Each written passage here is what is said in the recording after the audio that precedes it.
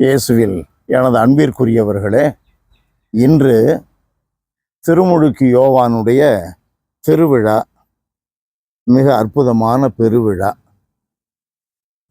புனிதர்களில் அன்னை மரியாவை தவிர வேறு யாருக்கும் பெருவிழா என்று குறிப்பிடப்படுவதில்லை.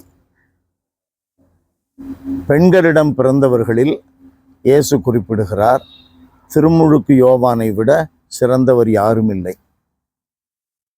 இவர்தான் மெசியா, இவர்தான் பாவங்களை போக்குகின்ற செம்மறி என்று சுட்டி காட்டிய இறைவாக்கினர் திருமுழுக்கு யோவான். திருமுழுக்கு யோவானுடைய ஆடைகளை நமக்கு பல முறை ஆடைகளை குறித்து வாசித்திருக்கிறோம். ஒட்டக மயிர ஆடை. அதனுடைய பொருள் என்ன? அவர் ஆடம்பரமாக இல்லை, எளிமையாக இருந்தார். அவருடைய உணவு மிக எளிய உணவு.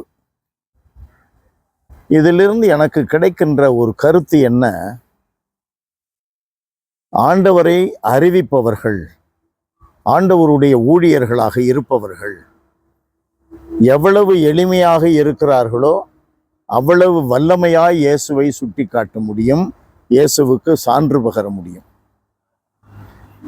எவ்வளவு பெருமையோடு ஆடம்பரமாக இருக்கிறார்களோ அவ்வளவு வலுவிழந்தவர்களாகத்தான் அவர்களுடைய சாட்சியங்களும் அமையும். வலுவிழந்தவர்களாகத்தான் அவர்களால் சாட்சி பகர முடியும். அவருடைய குரலை, அவருடைய தொனியை எண்ணத்தில் வைத்து பார்ப்போம். அரசனையும் மிரட்டும்படி பேசினார். எதற்கு? தவறை சுட்டி காட்டுவதில் அவர் தயங்கவே இல்லை, தயக்கமே கிடையாது அவரிடம். இன்றைக்கு இருக்கின்ற தலைவர்களில் அல்லது மற்றவர்களில் இருக்கின்ற தவறுகளை தயங்காமல் சுட்டி காட்டினால் நம்மை சுட்டு விடுகிறார்கள். சுடுபவர்கள் யார்? நம்மை சேர்ந்த கிறிஸ்தவர்கள், நம்மை சேர்ந்த கிறிஸ்தவ தலைவர்கள் என்ற நிலையில் மாற்றம் கிடையாது. அதுதான் உண்மை. ஏற்றுக்கொள்ள முடியவில்லை. அவர்களுடைய வாழ்வை நியாயப்படுத்துவதில் தான் நம்பிக்கையாளர்கள் யாவருமே என்று சொல்லக்கூடாது, பலர் இன்றைக்கு உறுதியாக இருக்கிறார்கள். அவரவர்கள் வாழ்க்கையை நியாயப்படுத்துவதில் தான் உறுதியாக இருக்கிறார்கள்.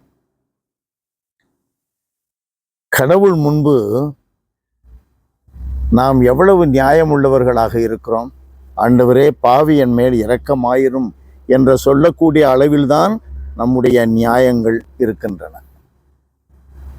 திருமுழுக்கு யோவான் எவ்வளவு பெரியவர் என்றால், அவர் கடவுள் முன்பாக அவர் என்ன சொன்னாலும் அதை இயேசு குறிப்பிடுகிறார். அவர்தான் மிகச்சிறந்த இறைவாக்கினர். மிகச்சிறந்தவர்கள், மனிதர்களில் பிறந்தவர்களில் மிகச்சிறந்தவர். காரணம் என்ன? அவரிடம் எளிமை இருந்தது, வெறுமை இருந்தது, புனிதம் இருந்தது, தூய்மை இருந்தது. கிறிஸ்துவுக்காக தலை கொடுக்க தயாராக வாழ்ந்தார். கிறிஸ்துவுக்கு ஆயத்தம் செய்வதில் மிக உறுதியோடு அவர் செயல்பட்டார். நம்மிடம் தூய்மை உண்டா? எளிமை உண்டா? அந்த துணிவு உண்டா?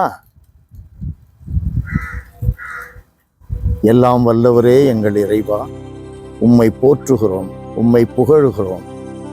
ஆண்டவரே, திருமுழுக்கு யோவானை எண்ணி பெருமிதம் அடைவதோடு மட்டுமல்ல, அவரை போல நாங்களும் எளிமையாக வாழவும், வெறுமைப்படுத்துவதில் மிக உறுதியாக இருக்கவும், எங்களை வெறுமைப்படுத்தி கொள்ளுவதில் உறுதியாக இருக்கவும், உண்மைகளை உரைப்பதில் எப்பொழுதும் உரக்கச் சொல்லுவதில் உம்மை சார்ந்தவர்களாக வாழவும், எல்லா வேளைகளிலும் எங்களுடைய பணி இயேசுவினுடைய வருகைக்கு ஒவ்வொருவருடைய உள்ளத்திலும் வருவதற்கு தயார் செய்வதுதான் எங்களுடைய வாழ்க்கை பயணம் அமைந்துள்ளது என்ற உணர்வோடு வாழவும் எங்களுக்கு அருள்தார்.